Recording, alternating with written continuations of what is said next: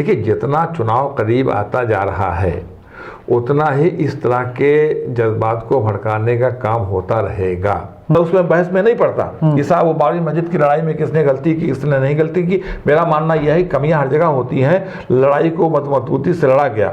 महंगाई, बेरोजगारी, भुखमरी, ये तमाम चीज़ें जो है सेकेंडरी हैं। दिमाग में खन्नास भर दी गई है हिंदू राष्ट्र की, वो मामला चल रहा है। बस इतनी सी बात है, समझे आपने, हिंदू राष्ट्र बनाएंगे। मुसलमानों ने ये कहा कि भाई जो अदालत का फैसला होगा हम मानेंगे। हालांकि वो कह रहे थे कि अदालत का जो भी फैसला आए हम इसको नहीं जानते, हम तो मंदिर वहीं बनाएंगे। तो मुझे लगता है कि ये हालात को वहां पर ले जा रहे हैं जहां पर मुसलमानों का ज़हन ये बन रहा है कि अब हमको खुद खड़ा होना पड़ेगा।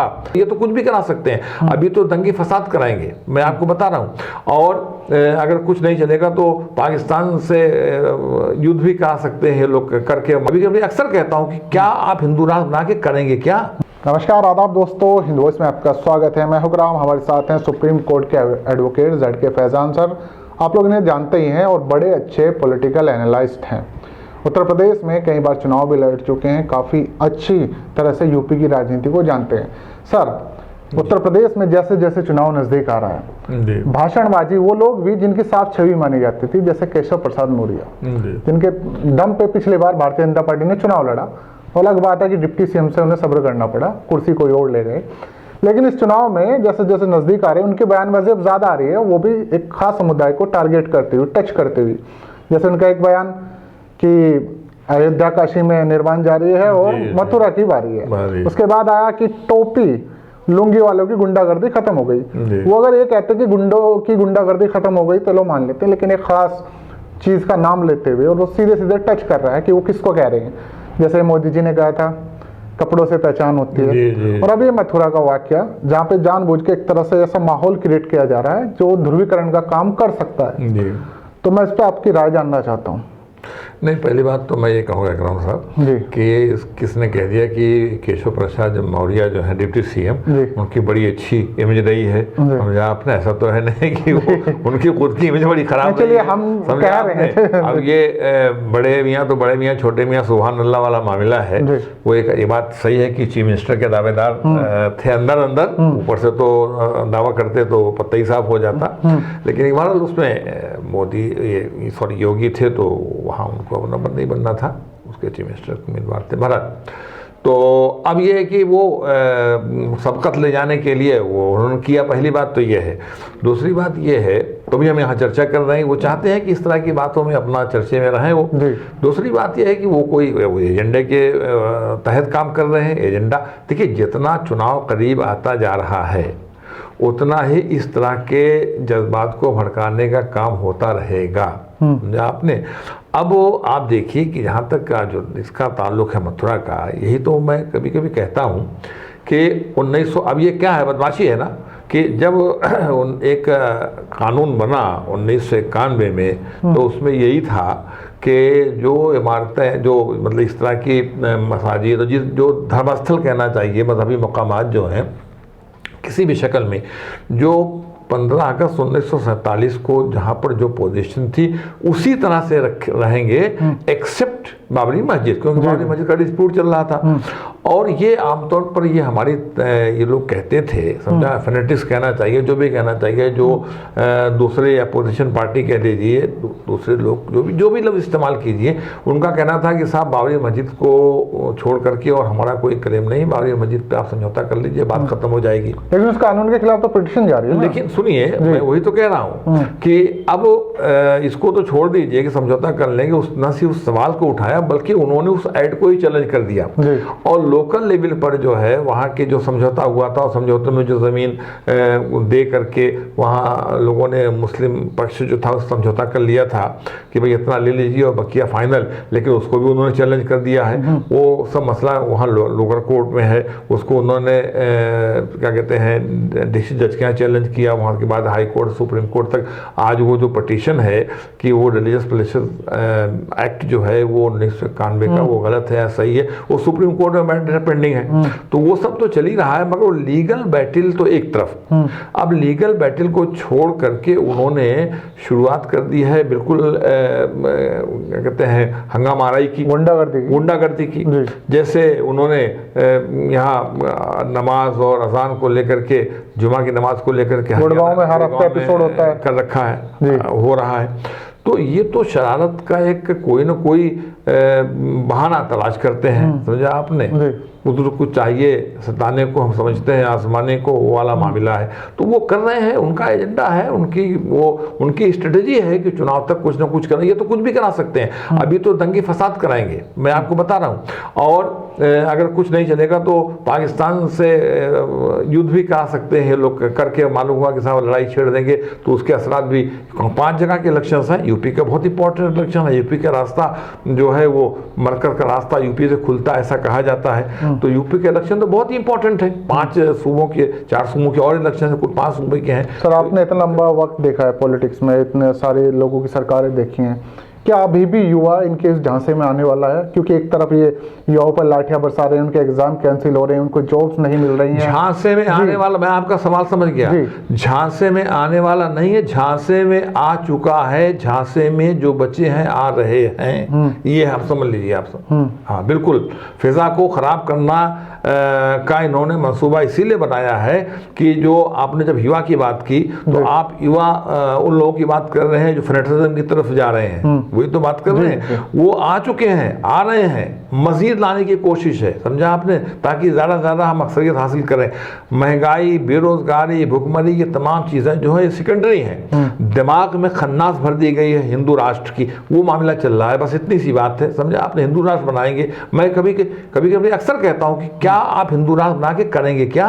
इससे ज़्यादा क्या कर सकते हैं? एक सवाल और भी है कि हर बार ये इस मुद्दे को लेकर आते हैं, लेकिन जो बाकी का विपक्षी दल है या और सेकुलर दल है वो सिर्फ महंगाई विकास पर ही बात करता रहता है, वो इसके खिलाफ खुल के मोर्चा क्यों नहीं खोलता? महंगाई और बेरोजगारी की बात पर इसलिए कन्फाइन कर रखा है, खूब महसूस करते हैं, समझा आपने, लेकिन वो सब साथ हिंदुत्व पे आ गए हैं। आज जो हमारी जो मुस्लिम पार्टियां, तंजीमें हैं, वो इसी का नाम लोग खासतौर पर लेते हैं, कौन इनको रास्ता दे रहा है? इन सेकुलर पार्टियों की खामोशी इनको रास्ता दे रही है, इसलिए वो अपनी जगह बना रहे हैं। वो भी सॉफ्ट अगर वो कॉन्टेस्ट की बात करते हैं, आपने युवा हिंदू की बात की, क्योंकि उस कॉन्टेस्ट में बात हो रही है ना कि युवा उनकी तरफ जा रहा है, तो वही युवा जो है जवाब में हमारी तरफ भी आ रहा है। हमारी तरफ का मतलब जो मुस्लिम पार्टीज है, वो कहता भी खामोशी से क्या हमको मिला? मुसलमानों ने खामोशी एक बात कही थी कि अदालत का फैसला, मैं उसमें बहस में नहीं पड़ता कि साहब वो बाबरी मस्जिद की लड़ाई में किसने गलती की, किसने नहीं गलती की। मेरा मानना यह है कमियां हर जगह होती हैं, लड़ाई को मजबूती से लड़ा गया, लड़ाई अगर और मजबूती से लड़ते तो और क्या साबित करते?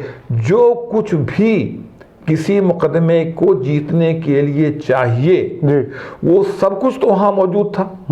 और खुद जजमेंट के अंदर ये बात जो है तमाम जजेस ने मुत्तफ़क़ा तौर पर वो बात तस्लीम की है कि मस्जिद थी, मस्जिद तोड़ी गई, मस्जिद को शहीद करने वाले गुंडे थे, बदमाश थे, और मूर्तियां वहां रखी गई, उससे पहले नमाज होती थी, लेकिन सब कुछ मानने के बाद उन्होंने अख्तियारात खुसूसी का इस्तेमाल करके 142 में दे दिया उन्होंने। तो इस हिसाब से तो अगर आज भीड़ इकट्ठी दोबारा से की जा रही है, सुनिए बिल्कुल सुनिए, मैं वही बात कर, अब क्या है कि वो नतीजा क्या हुआ कि हम तमाम लोगों ने, मुसलमानों ने ये कहा कि भाई जो अदालत का फैसला होगा हम मानेंगे। हालांकि वो कह रहे थे कि अदालत का जो भी फैसला आए हम इसको नहीं जानते, हम तो मंदिर वहीं बनाएंगे। तो इस हिसाब से अगर मैं एग्जाम्पल लूं, टोनी महाराज हमारा, सुनिए मैं आपका सवाल समझ गया हूँ बोलने से पहले ही। तो अब मौलाना चले गए हमारे वहां, मिलाए जाकर के झंडे वाला ने उनके दफ्तर में RSS के चले गए थे, बार बार उस बात को, उसका तो तस्करा आना ही आना है, वहां चले गए कि साहब वो मिलना, चीजें हुई हैं वो तो बोली जाएंगे, वो हो गया। ये सब कुछ हुआ, और जब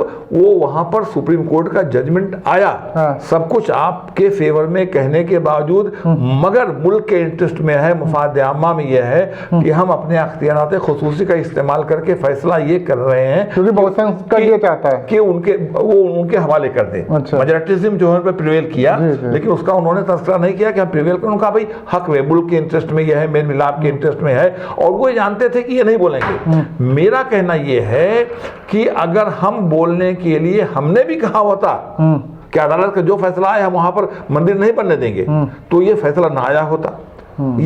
ये लोगों के दिमाग में बात घर कर रही है, और मैं खुद आपसे कह रहा हूं, आई एम ए लॉयर, कि अगर ये स्टैंड लिया गया होता तो जिस आसानी से सुप्रीम कोर्ट ने फैसला दे दिया, वो सुप्रीम कोर्ट का फैसला ना आता, वो उसमें कोई पक्ष निकाल करके फिर हाई कोर्ट को वापस कर देते कि इसको फिर सुनवाई करो, समझा आपने, ये सिलसिला होता।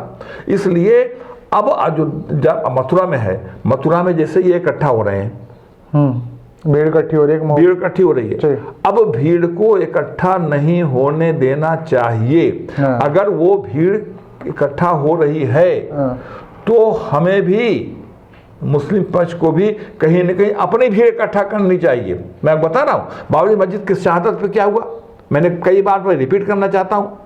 अगर मुसलमानों ने भी उस वक्त शहादत से पहले स्टैंड लिया होता कि 5 लाख कार सेवक इकट्ठा होने का उनका स्लोगन है, टारगेट है, नारा है, और मुंबई से भी आ रहे हैं, वहां से हैदराबाद से भी और गुजरात से भी, तो मुसलमानों को तो लॉ एंड ऑर्डर पर भरोसा किया ना। सुनिए, वही तो कह रहा हूं, तो भरोसा का क्या नतीजा निकला?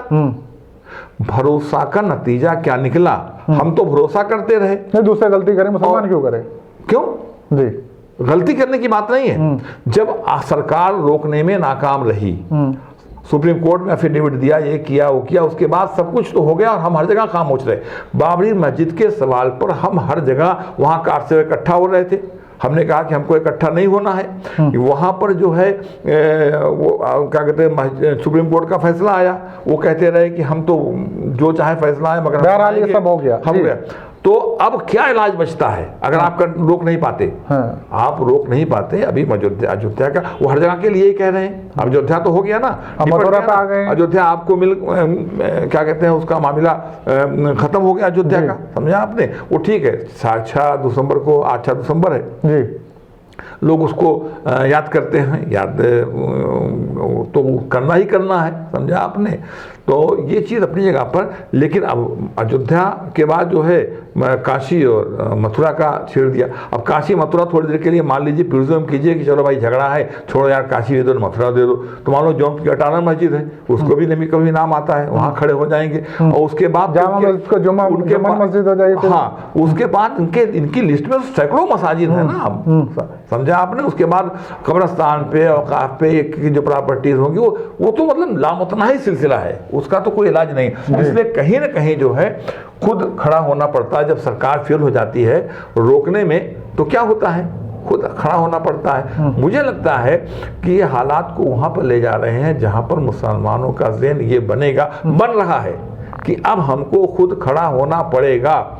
जिस तरीके से इन्होंने अयोध्या में इकट्ठा होकर के बाबरी मस्जिद को वहाँ पर शहीद कर दिया, मेरा ख्याल ये है और मैं ऐसा सोचता हूँ कि अब वो काम यहाँ पर मथुरा में इनका नहीं कर पाएंगे, इनका ख्वाबी रह जाएगा, क्योंकि मुसलमान भी अब वहाँ पर इकट्ठा होने की बात करेगा। आप अयोध्या वहाँ की घेराबंदी कर देंगे, कार सेवक मान लीजिए वहाँ से 20 किलोमीटर पर इकट्ठा हो रहा है, तो मुसलमान भी कहीं इकट्ठा होने की बात करेगा। अगर आप उनको डिस्पर्स हमको करते तो उनको भी डिस्पर्स करिए, वो नहीं ना होगा। जैसे बाबरी मस्जिद के ताल्लुक से जब वहाँ पर लोग इकट्ठा हो रहे थे और पूरे मुल्क से आ रहे थे, बहरहाल उन्होंने मना कर दिया कि वो नहीं करेंगे। दोनों पक्ष अगर मुंबई से चलता, दोनों पक्ष अहमदाबाद से चलता, दोनों पक्ष पटना से चलता, दोनों कलकत्ता से चलता, दोनों पक्ष, तो दोनों को वहीं बंद करती। वो कलकत्ता में बंद होते, अहमदाबाद में बंद होते, वहां इकट्ठा हो नहीं पाते, तो ये काम। तो ये सिर्फ अब जो हो रहा है सिर्फ यूपी इलेक्शन के लिए हो रहा है। हालांकि मेरी बात सुनकर के आपको ऐसा लग रहा होगा कि मैं ऐसी बात कर रहा हूँ, क्या करूं भाई, क्या करूं? नहीं, देखिए, प्रोफेशन से पहले आप, मैं समझता हूँ कि आप भी उसी समुदाय से आते हैं, तो आपको भी हक पे बोलने का, क्या आप अपने हिसाब से जो बोल रहे हैं। अब मेरा सवाल ये है कि ये सिर्फ यूपी इलेक्शन तक है तांडव, या इसके बाद भी नहीं, उसके बाद दूसरा इलेक्शन आ जाएगा। अब तो सवाल है कि हर 5 साल में इलेक्शन चलते ही रहता है। जहां ये इलेक्शन खत्म होगा वहां पर दूसरे इलेक्शन आ जाएंगे, जो दूसरी स्टेट्स वगैरह के, और उसके बाद नहीं, उसके बाद 2024। जी, आप एक वकील हैं, सुप्रीम कोर्ट को ऐसा क्या कहना चाहिए कि सब रुक जाए? सुप्रीम कोर्ट को क्या कहना चाहिए? ये सब पॉलिटिकल इश्यूज हैं। अच्छा, हाँ, सुप्रीम, देखिए देश का माहौल खराब हो रहा है, एक्शन लेने का ये सब कहने की बात है। जब अवामी इश्यूज होते हैं, समझा आपने, तो सुप्रीम कोर्ट, ये कोई भी कोर्ट जो है सुप्रीम है, लेकिन सब रखा रह जाता है। क्या हुआ यहाँ पर दिल्ली के अंदर जी, मैं आपसे कह रहा हूँ, नहीं, दिल्ली के अंदर क्या हुआ? अभी 10 से 6 तक कोई शोर शराबा नहीं होगा, पटाखे नहीं छोड़ेंगे, दिवाली में पटाखे छोड़े गए। सुप्रीम कोर्ट का भी आर्डर था, डिस्ट्रिक्ट हाई कोर्ट का भी आर्डर था, दिल्ली गवर्नमेंट का भी आर्डर था, मरकज की हुकुम का भी वो था कि नहीं साहब पटाखे नहीं छोड़े जाएं और ये किए जाए, ठीक है, छोड़ा गया, धड़ल्ले से छोड़ा गया और हर साल से ज्यादा छोड़ा गया। और जब उसके बाद दूसरे दिन प्रेस वालों ने कुछ इस तरह की बात की तो इसी भाजपा के लीडरों ने ये बात कही, जो यहाँ पर उनके एक्टिविस्ट हैं, फंडामेंटलिस्ट हैं, उन्होंने कहा कि ये तो इसलिए ज़्यादा छोड़े गया और सालों से कि आपने एक मजहबी मामला में मुदाखलत करने की कोशिश की, लिहाजा हमने और जम के छोड़ा। तो आप पूरे दिल्ली वालों को नहीं पकड़ सकते थे, मगर सुओ मोटो लेकर के सुप्रीम कोर्ट हो, हाई कोर्ट हो, अदालत की बात आप कर रहे हैं ना, तो जो 5-7 लोगों ने बयान दिया था इस तरह का, उनको तो आप सुओ मोटो कर सकते थे कि आप भड़काने का काम कर रहे हैं।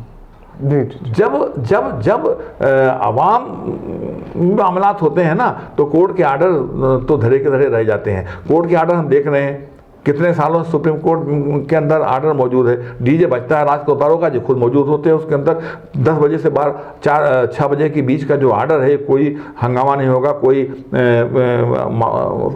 माइक नहीं इस्तेमाल होगा, है ना। जी जी। क्या हो रहा है दिल्ली के अंदर, क्या हो रहा है?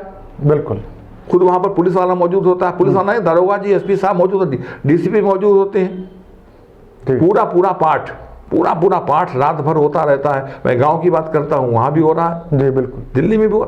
तो इस तरीके से ये इम्प्रैक्टिकल बातें हैं। इम्प्रैक्टिकल इसके 2 चीज़ें हैं, एक तो आपके सिविक सेंस प्रिवेल करे आम हालात में, या आपको हिंदुस्तान की सालमैयत, हिंदुस्तान का भाईचारा, मेल मिलाप, ये सब चीज़ें आप खुद सोचते हो, हम आप सोचते हो, और वही चीज़ होनी चाहिए, समझा आपने। उसी चीज़ को महसूस नहीं कर रहे हैं, वो हो, समझा आपने। वरना कानून का लिफाज एक हद तक वहां जाके रुक जाता है, समझा आपने। ये है मामला।